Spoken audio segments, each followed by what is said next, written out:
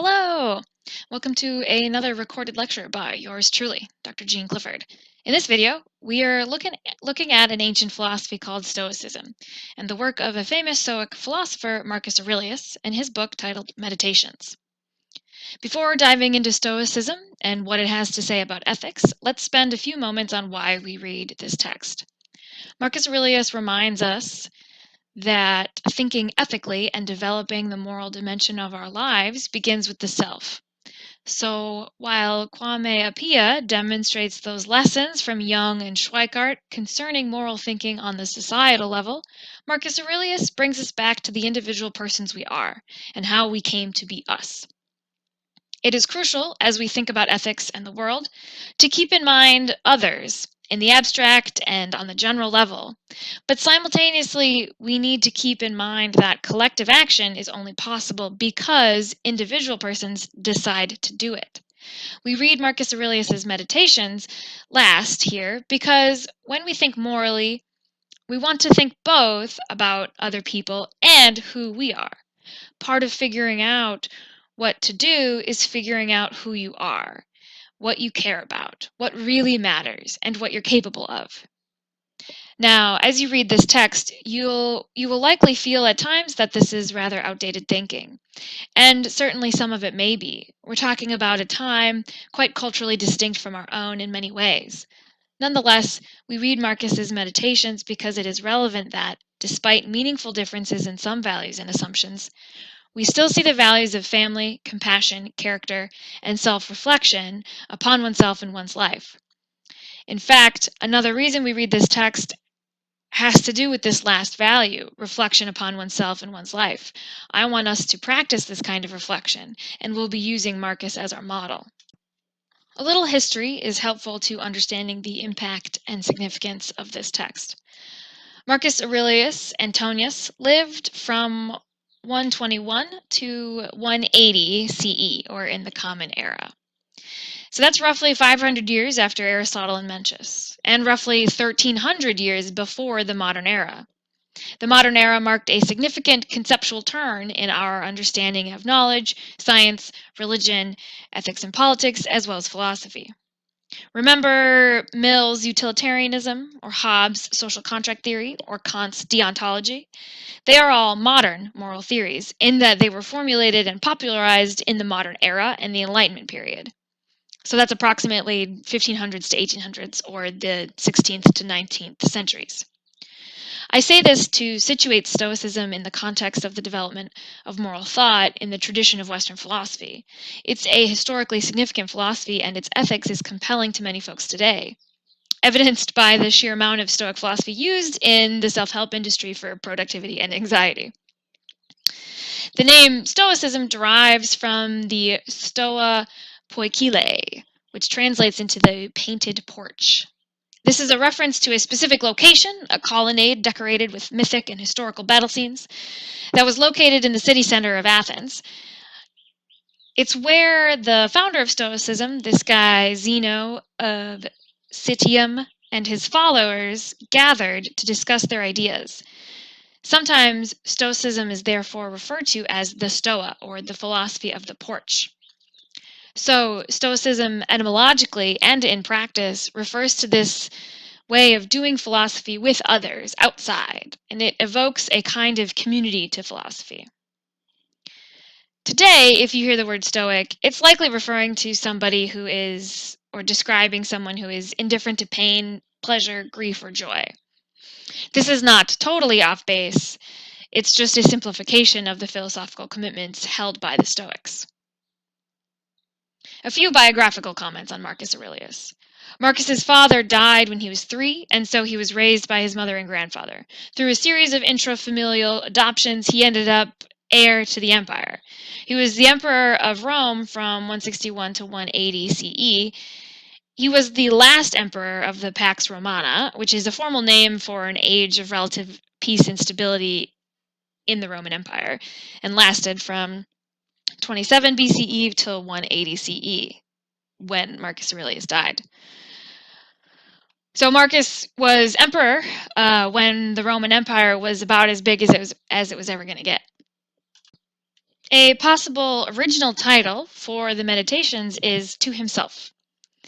The title is up for dispute because this text was a journal, not written for circulation or publication.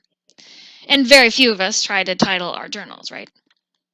As our translator Gregory Hayes explains in the introduction to his work, Meditations is not only not original as a title, but positively misleading, lending a spurious air of resonance and authority quite alien to the haphazard set of notes that constitute the book. To Himself is no more likely than the Meditations to be the original title, though it is at least a somewhat more accurate description of the work. Now, throughout this PowerPoint, I will use comments made by Gregory Hayes in the translation to our text in order to clarify much of what's going on in Stoic philosophy. So a little more on the title here. While the first recorded version of this text had the inscription of To Himself, this was not actually, the copy written by Marcus Aurelius, but rather it was copied by someone else. So most likely, this text did not have a title at all. It's a pretty neat thing to see what this powerful individual wanted to say to himself. He was both politically powerful, but also, I think, as demonstrated by what he bothered to write down, a powerful thinker. Gregory Hayes advises us to think of its entries as spiritual exercises, quote, composed to provide a momentary stay against the stress and confusion of everyday life. A self-help book in the most literal sense, a revealing commitment to this contest a revealing commitment in this context is Meditations 5:9, where Marcus reminds himself, quote, not to think of philosophy as your instructor, but as the sponge and egg white that relieve ophthalmia, as a soothing ointment, end quote. Now, we did not read Book 5 of the Meditations, but this quote from Book 5 reveals that Marcus understood philosophy and Stoic philosophy in particular as a kind of medicine for the soul. Throughout the entries in Book 1, we see him reflect on what he has learned from his family, his teachers, his friends, and adversaries, as well as influential thinkers he's read. As Hayes understands it, quote, a special position is occupied by Book 1, which is distinguished from the rest of the work by its autobiographical nature and by the greater impression of conscious design and ordering apparent in it. It consists of 17 entries in which Marcus reflects on what he learned from various individuals in his life, either directly or from their examples. Hence, the title I have given the section here, Debts and Lessons, which has no warrant in the transmitted text, end quote. So even the title of Book 1, Debts and Lessons, while very appropriate for the content of Book 1, is not an original title of that book. Throughout the Meditations, we see a variety of entry types. We read developed short essays with a single philosophical point. We see straightforward imperatives and aphorisms. Marcus wrote some lists of basic principles in catalog format. We see Marcus make analogies, sometimes explained and sometimes unexplained. We read meditative exercises, quotations, and even rough drafts of other entries. Quite a variety. Some philosophical context is necessary here, and the key concept to start with is the concept of the logos. Logos is a very generic Greek word, referring to all kinds of things from word, speech, account, argument, reason, language, but also study and subject. Here, in the Stoic tradition, logos refers to reason with a capital R. It is the force making up the universe, the force ordering all that exists.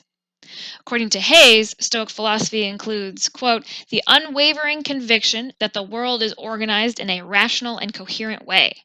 It is controlled and directed by an all-pervading force that the Stoics designated by the term logos, end quote.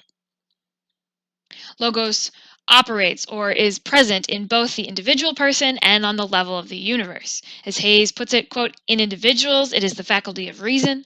On a cosmic level, it is the rational principle that governs the organization of the universe, end quote. Some other relevant, though controversial, principles of Stoic philosophy are that there are that they are materialists and determinists. To the first, Stoics thought that the logos was a material thing in the world. So think like the Force in Star Wars. It has a material composition.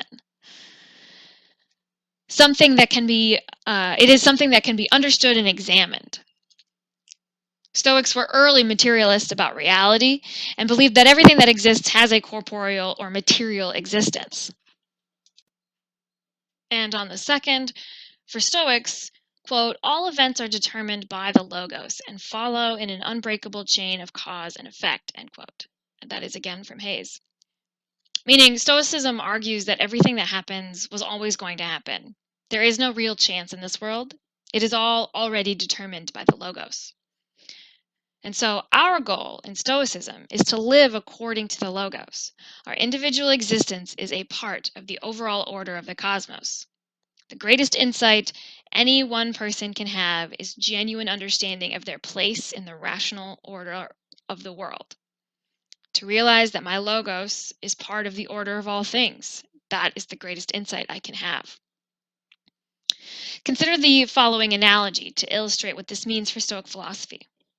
Quote, according to this theory, man is like a dog tied to a moving wagon. If the dog refuses to run along with the wagon, he will be dragged by it. Yet the choice remains his, to run or be dragged. So the universe is run by a rational principle, namely the logos, and it is the path of wisdom to live according to this principle, to run along with the universe. Things will go better for us if we use wisdom to divine our path and follow it, rather than to fight it.